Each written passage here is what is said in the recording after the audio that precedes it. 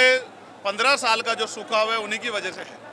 अगर वो सूखा ना होता तो शायद हम लोगों को जरूरत ना पड़ती। आप ये समझिए, हमारे लोगों ने जितना भी प्रयास कर सकते थे किया, लेकिन वो सूखा खत्म नहीं हो रहा है।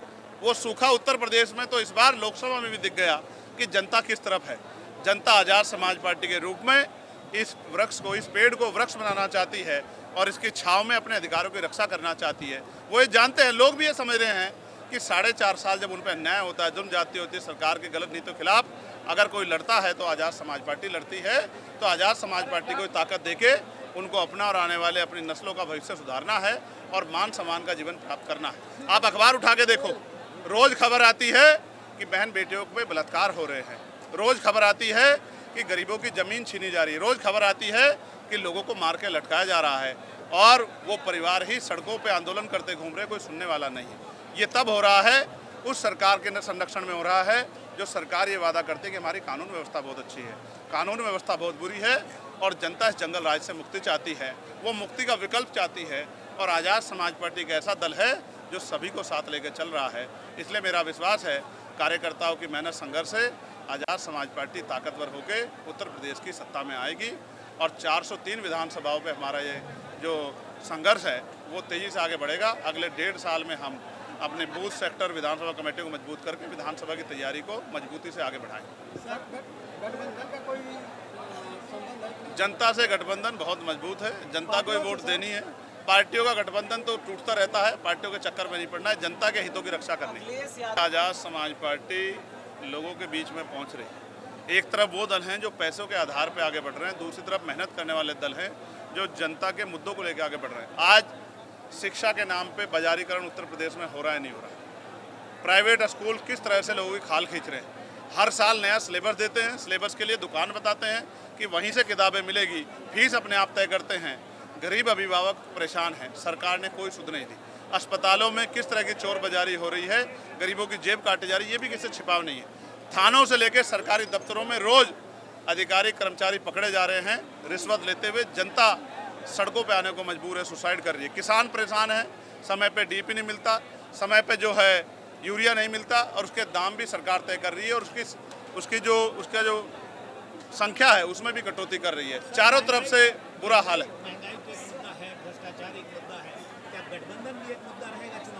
जनता से गठबंधन हो जाए तो जनता बड़ी समझदार है। अखिलेश यादव के साथ आपकी फोटो वीडियो बहुत वायरल हो रही है, क्या लगता है, कुछ संभावनाएं बन रही है?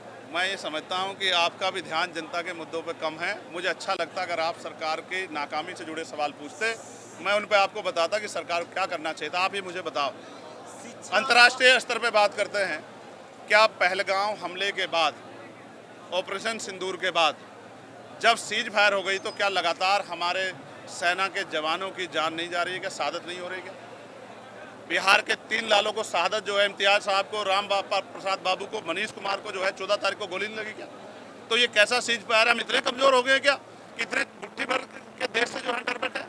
सर, आप संसद में हैं, संसद सदस्य हैं, आप भी कुछ सुझाव दे सकते हैं जनता को। मैंने सुझाव भी दिया और मैंने विशेष सत्र बुलाने की मांग भी की। हमने सरकार को कहा कि आज पूरा देश खड़ा है, रोज रोज सैनिकों के और बॉर्डर पर रहने वाले हमारे लोगों के जान से खिलवाड़ नहीं होना चाहिए। सरकार को आतंकवाद के खिलाफ सख्त कदम उठाना चाहिए। लेकिन हमारे समझौते तो अब अमेरिका में बैठे अमेरिका के नेता करा रहे हैं। हम इतने कमज़ोर तो नहीं थे, हम तो तब भी कमज़ोर नहीं थे जब 20 साल पहले थे, अब तो हम आगे चल रहे हैं। ऑपरेशन सिंदूर में एक सांसदों का डेलीगेशन जा रहा है जिस पे बहुत राजनीति हो रही है, क्या चंद्रशेखर रावण को भी उस डेलीगेशन में होना चाहिए? नहीं, मुझे इस तरह का कोई जो है अभी इन्फॉर्मेशन नहीं है कि मुझे उसमें रखा गया है। हालांकि मैं ये भी बात स्पष्ट कर दूं कि डॉक्टर बाबा साहब अम्बेडकर ने कहा था कि हम अंत्य भारतीय हैं, हम प्रथम और अंत्य भारतीय। तो भारत की अस्मिता, भारत का सम्मान हमारे लिए सर्वप्रथम है, उसके बाद सब कुछ है। इसलिए सरकार से तमाम विरोध के बाद, उनके विचारों का विरोध, उनकी पॉलिसियों के विरोध के बाद भी हमने सरकार को विश्वास दिलाया कि आज देश के गौरव का समय, देश की अस्मिता पर हमला हुआ है, तो हम सब लोग हम देश के साथ खड़े, देश की सेना के साथ खड़े।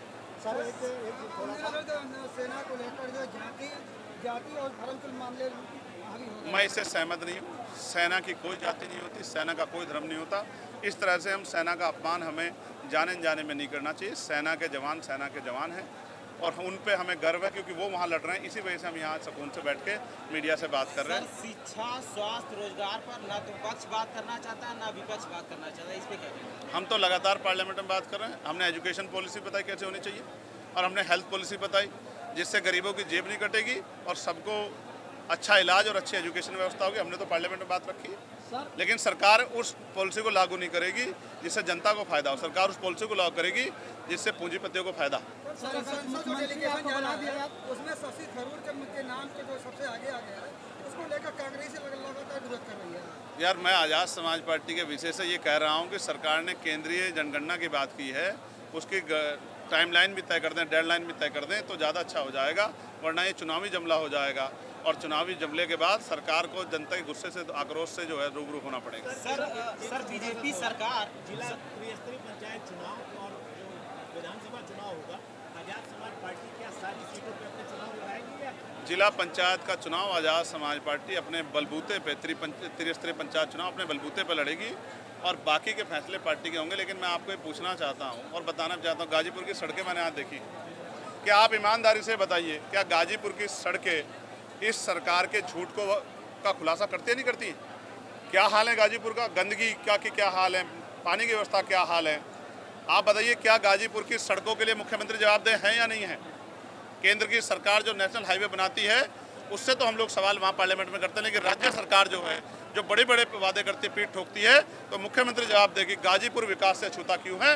गाजीपुर के हर 100 मीटर पे गड्ढे क्यों हैं? क्या गाजीपुर जिले के लोगों के आत्मसम्मान के साथ खिलवाड़ करने का अधिकार सरकार को मिला है? जी एक अंतिम सवाल, अभी आपका मैं सुन रहा था स्पीच, इसमें आपने कहा कि संविदा कर्मी आप परमानेंट नौकरी करने जाएंगे अगर आपकी सरकार आएगी, इस दावे में कितनी सच्चाई? इसमें पूरी सच्चाई है। जिस तरह पार्लियामेंट में मैं निजी क्षेत्रों में आरक्षण का बिल लेके आया था, वो बिल नहीं था, वो ये भी सच्चाई थी कि होना चाहिए। उसी तरह से जितने संविदाकर्मी भाई हैं जो अलग अलग डिपार्टमेंट में आज डर रहे हैं कि कल उनकी नौकरी पे खतरा पैदा हो सकता है, मैं उन सबको विश्वास दिलाता हूँ कि वो घबराए नहीं, वो सेवा कर रहे हैं, उनकी सेवा को पक्की सेवा करने का काम हम लोग करेंगे। अब ये बीजेपी नेताओं से आप पूछना। सर, संविधान के अनुसार बाबा साहब कह रहे थे कि शिक्षित बनो, संगठित माने शिक्षित बनो, संगठित और संघर्ष करो। तो संगठित कहाँ दो पार्टियाँ कहीं ना कहीं लग रही है, बसपा और एक आपकी पार्टी। आप ही को लग रही है, पता नहीं क्यों, पता नहीं आप ही को क्यों लग रही है। एक आदमी घर से निकल रहा है, एक आदमी सड़कों पे खाक छान रहा है, एक आदमी के पैसे से बुलाए से लोग नहीं आ रहे, एक आदमी के यहाँ बैठने की जगह नहीं है। सर बीजेपी सरकार ये दावा कर रही है कि मैं ये कह दूं कि आपका चैनल ना चले इसलिए इनका चैनल बंद कर देना चाहिए। ये लोकतंत्र में बाबा साहब ने कहाँ कहा है? सर बीजेपी सरकार ये दावा करती है कि सबसे बेहतरीन कानून व्यवस्था हमारी सरकार में है, कितना सच्चाई है? अगर सच्चाई होती तो मुख्यमंत्री सुरक्षा लेके नहीं घूम रहे होते।